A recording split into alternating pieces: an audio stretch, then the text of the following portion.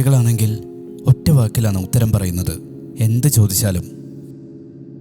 ബ്രോക്ക് എന്തെങ്കിലും പറയാൻ തുടങ്ങുമ്പോൾ എയിൻ അവനെ രൂക്ഷമായി നോക്കി നിശബ്ദനാക്കുന്നുണ്ടായിരുന്നു. എന്തെങ്കിലും ആവട്ടെ, 8 മണിക്ക് മുമ്പ് തന്നെ കുട്ടികൾക്കുള്ള ഭക്ഷണം എടുത്തു കൊടുത്തു. ഞാൻ അവരുടെ റൂമിൽ ബെഡെല്ലാം അറേഞ്ച് ചെയ്തു കിടത്തി.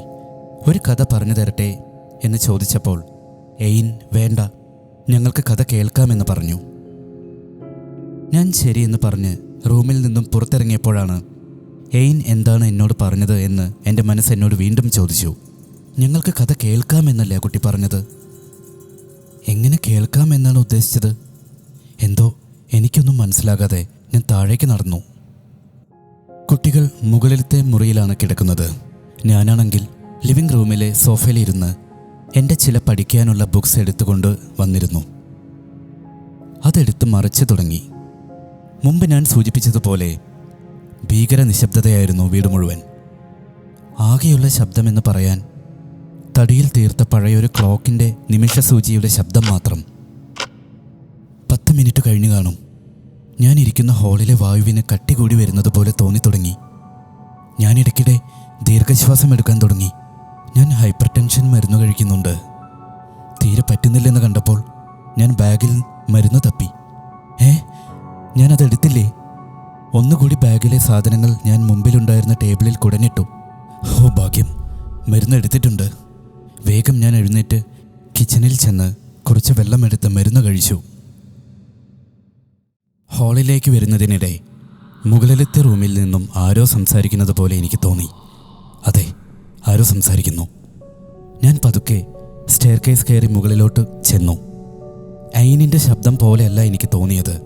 പക്ഷേ കുട്ടികൾ കിടക്കുന്ന മുറിയിൽ നിന്നുമാണ് ശബ്ദം വരുന്നത്. ഞാൻ പതിയെ റൂമിൻ്റെ വാതിൽ തുറന്നു. എയിനാണ് ഉറക്കത്തിൽ സംസാരിക്കുന്നത്. പക്ഷേ ഒരു മുതിർന്ന സ്ത്രീയുടെ ശബ്ദം പോലെയാണ് എനിക്ക് തോന്നിയത്. എന്നെ കണ്ടതും കട്ടിലിൽ എഴുന്നേറ്റിരിക്കുന്ന ബ്രോക്ക് മിണ്ടരുത് എന്ന ആംഗ്യം കാണിച്ചു. ഞാൻ മിസ്സിസ് ക്രിസ്റ്റി പറഞ്ഞതോർത്തു. ബ്രോക്കിനോട് ഉറങ്ങുന്നില്ലേ എന്ന ആംഗ്യത്തിൽ ചോദിച്ചു. അത് കണ്ട് ബ്രോക്ക് കിടന്നു. ഹോ, ഒരു വല്ലാത്ത പിള്ളേരാണല്ലോ എന്ന് ഞാൻ മനസ്സിൽ പറഞ്ഞുകൊണ്ട് താഴേക്ക് ഇറങ്ങി നടന്നു. ഈ വീട്ടിൽ എന്തൊക്കെയോ പ്രശ്നങ്ങളുണ്ട് എന്ന് എനിക്ക് ശക്തമായി തോന്നുവാൻ തുടങ്ങി. ഒരു രാത്രിയുടെ കാര്യമല്ലേ, എന്തെങ്കിലും ആവട്ടെ. കാശ് വേണമെങ്കിൽ കുറച്ചൊക്കെ കണ്ടില്ല എന്ന് നടിക്കേണ്ടി വരും. താഴെ വന്നിരുന്ന് ഞാൻ പഠനത്തിൽ മുഴുകി. പക്ഷേ എനിക്കതിൽ ശ്രദ്ധിക്കുവാൻ കഴിയുന്നുണ്ടായിരുന്നില്ല. അകാരണമായൊരു ഭയം എന്നെ പിടികൂടിയിരിക്കുന്നു. മനസ്സെന്നോട് എത്രയും വേഗം ഇവിടുന്ന് പോകൂ, എത്രയും വേഗം എന്ന് പറയുന്നത് പോലെ. പെട്ടെന്ന് മുകളിൽ ആരോ നടക്കുന്നത് പോലെ ശബ്ദം കേൾക്കാൻ തുടങ്ങി. വലുതായിട്ടല്ല, വളരെ നേർത്ത ശബ്ദമായിട്ടാണ് ഞാൻ കേൾക്കുന്നത്. പക്ഷേ ശബ്ദം വ്യക്തമാണ്. ഞാനൊന്ന് അടിമുടി വിറച്ചു. ആ ശബ്ദം കേട്ട ഭാഗത്തേക്ക് ഭയം നിമിത്തം ഞാൻ തിരിഞ്ഞു നോക്കാൻ പോയില്ല. എൻ്റെ ബുക്കിൽ തന്നെ ഞാൻ ഒന്നും അറിഞ്ഞില്ല എന്ന മട്ടിൽ നോക്കിക്കൊണ്ടിരുന്നു. ആ ശബ്ദം അടുത്തടുത്ത്, അതായത് മുകളിലെ നിലയിൽ നിന്നും അടുത്തടുത്ത് താഴേക്ക് വരുന്നത് പോലെ കൂടുതൽ ശബ്ദത്തിൽ എനിക്ക് കേൾക്കുവാൻ തുടങ്ങി. ഒടുവിൽ ഞാൻ രണ്ടും കൽപ്പിച്ച് പുസ്തകത്തിൽ നിന്നും തല ഉയർത്തി സ്റ്റെയർകേസിൻ്റെ ഭാഗത്തേക്ക് നോക്കുമ്പോൾ ഞാൻ കാണുന്നത് ബ്രോക്ക് എന്നെ സൂക്ഷിച്ച് നോക്കി നിൽക്കുന്നതാണ്. ഞാൻ ആദ്യം ഒന്ന് നല്ല രീതിയിൽ ഞെട്ടി. എങ്കിലും ബ്രോക്കിൻ്റെ കണ്ണുകൾ ആദ്യം എൻ്റെ മുഖത്തേക്കായതിനാൽ ഉള്ളിലെ ഭയം ഞാൻ കണ്ണുകളിൽ വരുത്താതിരിക്കാൻ മാക്സിമം ശ്രമിച്ചു. ഞാൻ ബ്രോക്ക് എന്ന് വിളിച്ചുകൊണ്ട് കുട്ടിയുടെ അടുത്തേക്ക് ചെന്നു.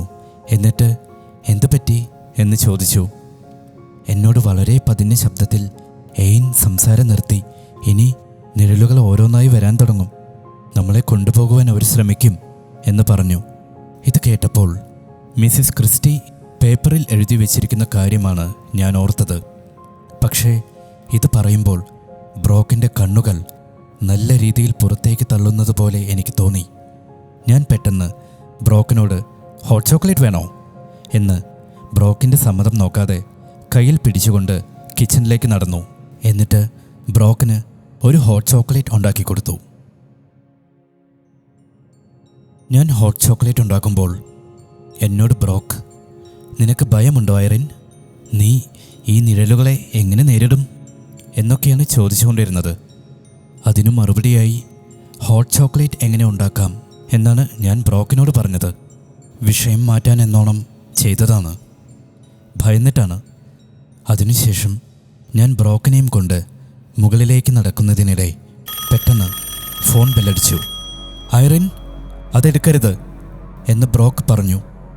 ഫോണിൻ്റെ ശബ്ദവും ബ്രോക്കിൻ്റെ താക്കീതുമായപ്പോൾ ഞാൻ ആകെ ഭയന്നു വിയർത്തു.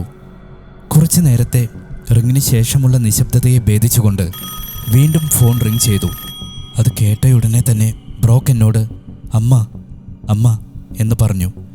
ഞാൻ വേഗം ചെന്ന് ഫോൺ എടുത്തു. മിസ്സിസ് ക്രിസ്റ്റി ആയിരുന്നു ലൈനിൽ.